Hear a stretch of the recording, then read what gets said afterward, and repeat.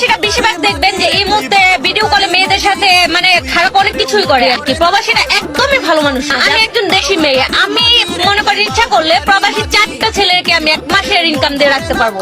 মানে আপনার এত টাকা ইনকাম যে 4টা প্রবাসী আপনি পালতে আমি পারেন? বাংলাদেশে একটা মেয়ে হয়ে যদি এত টাকা ইনকাম করতে পারি তাহলে ওরা কেন প্রবাসে পড়ে আছে? আপনি সেটা বুঝেন আমায়? গল্প করিস নি নানি শাওরি, দেখি আইসি তোর বাপের বাড়ি।